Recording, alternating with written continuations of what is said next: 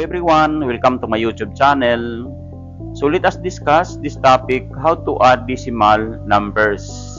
So there are still students or pupils who really don't know how to add decimal numbers.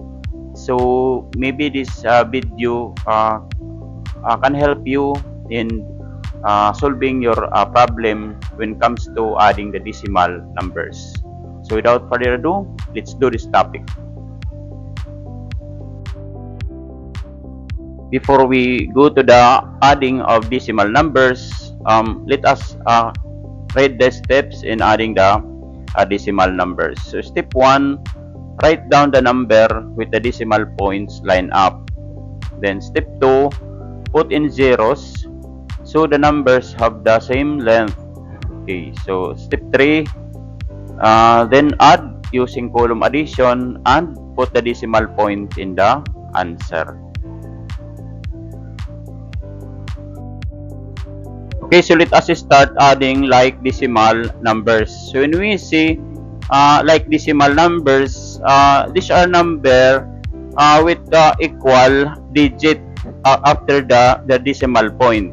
Okay, so example, this number is considered as like decimal because the digit after the decimal point is equal. So 5 and 3 as well as this second number 1 and 4, they are equal in terms of digit after the decimal point. So let us start adding these two numbers. So 2.53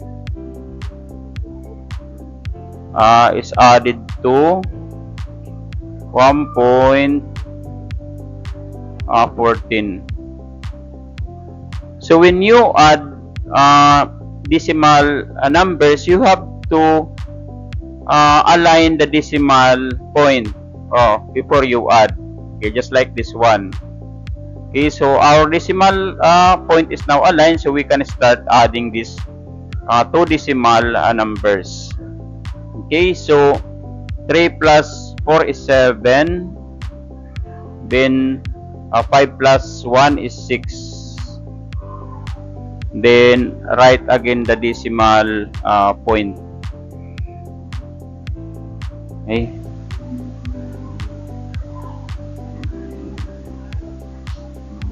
Okay, so then add 2 plus 1, that is 3. Okay. Okay, so ang sagot natin ay 3.67. Okay. So next, adding unlike decimal numbers. So they are unlike decimal numbers in the sense that the digit after the decimal point are not equal. So in our first number we have 6.3 is added to 2.54.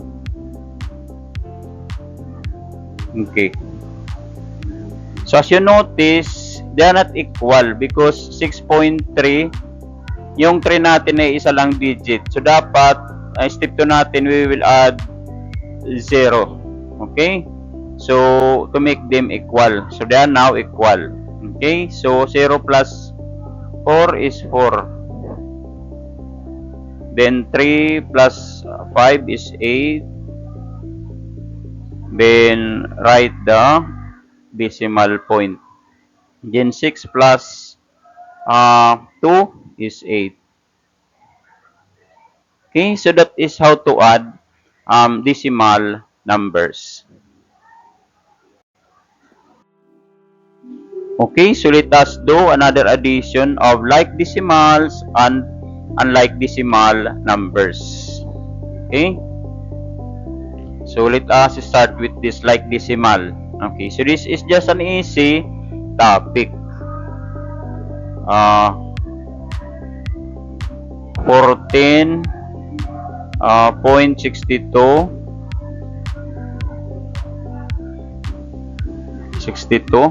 plus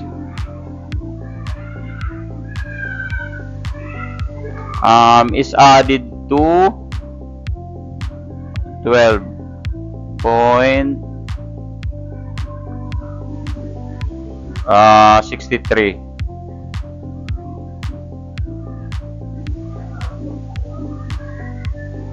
Okay, so 2 plus 3 is 5. Then 6 plus 6, that is 12. Carry 1. So 1 plus 4 is 5. Plus 2 is 7. We have to write first the decimal point. Then 1 plus 1, that is 2. Mukhang hindi magandang kasulat ko ng 2. Okay, so the answer is 27.25. Okay, so dito naman tayo sa addition ng unlike decimal. Okay, so ito, sulat muna natin 1.452 is added to 1.3.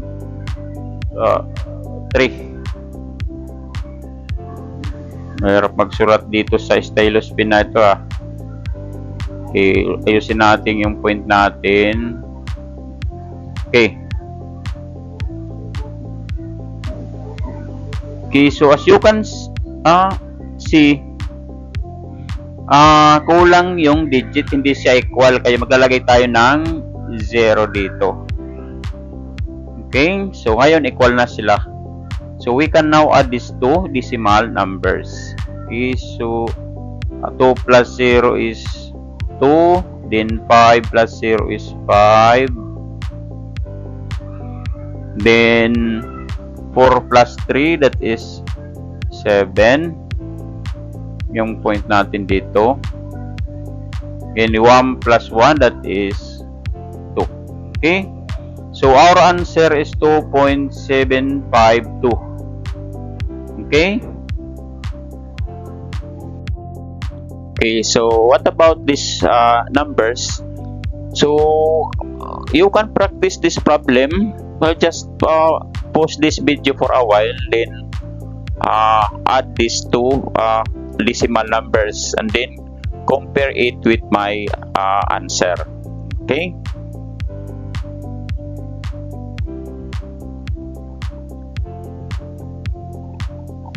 Okay, so let us proceed. So let us write first the decimal numbers. This is adding decimal numbers with whole number. So 6.54 is added to the whole number, which is 4.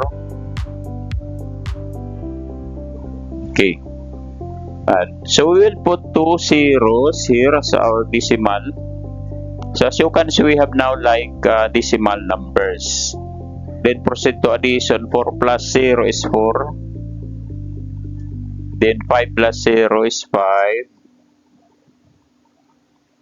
Then write a decimal point.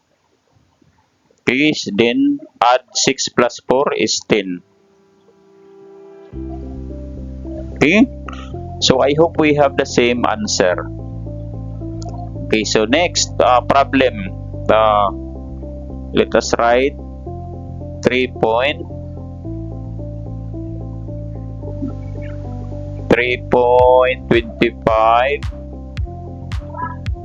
is added to 0.075. Next, add 5. Okay. Okay, so sa 3.25 we are lacking of 1 0, so we will add 0. Okay. So for the whole number we have 5. Let us write 3 zeros. 0, 0, 0. Okay, so let us add 0 plus 5 plus 0 is 5. Next, 5 plus 7 is 12 plus 0 is 12 carry 1. So 1 plus 2 is 3 plus 0 plus 0 is 3.